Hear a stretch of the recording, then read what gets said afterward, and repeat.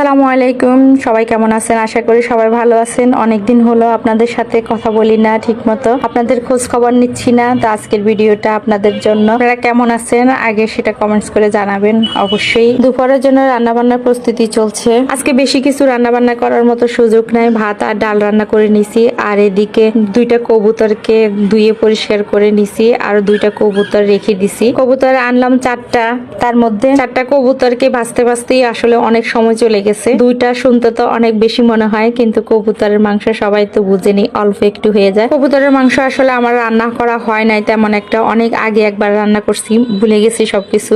কবুতরের মাংস কি আলাদাভাবে রান্না করা হয় কিনা সেটা আমার জানা নাই, তবে কেউ যদি জানা থাকে যে অন্যভাবে রান্না করা হয় তাহলে আমাকে একটু কমেন্টসে জানাবেন। আর আমি রেগুলার যেভাবে মাংস রান্না করি সেভাবেই আজকে কবুতরটা রান্না করে নিছি। দেখতেই পাচ্ছেন সব রকমের মশলা, মাংসের যা যা মশলা আছে সব রকমের মশলাগুলা দিয়ে আমি ভালো করে কষিয়ে নিচ্ছি। কষিয়ে তারপর আমি মাংসগুলা দিয়ে দিচ্ছি। তো অনেকে বলতে পারেন যে আমি কি কবুতরের মাংস খাই নাই? অবশ্যই খেয়েছি, কিন্তু সেটা আমার আম্মুর হাতের বেশিরভাগ রান্না খেয়েছি। আমার আম্মু এখন নোয়াখালীতে নাই, অসুস্থ আছে, সেজন্য ঢাকা আছে উনি। তো ওনার চিকিৎসা চলতেছে, তো সবাই ওনার জন্য একটু দোয়া করবেন। কষানোর পরে আমি আর একটু ঝোল দিয়ে মাংসটা রান্না করে নিয়েছি। কে কিভাবে রান্না করেন আর কে কে পছন্দ করেন খেতে অবশ্যই কমেন্টস করে জানাবেন। আজকের মতো বিদায় নিচ্ছি, সবাই ভালো থাকবেন, সুস্থ থাকবেন, আল্লাহ হাফেজ।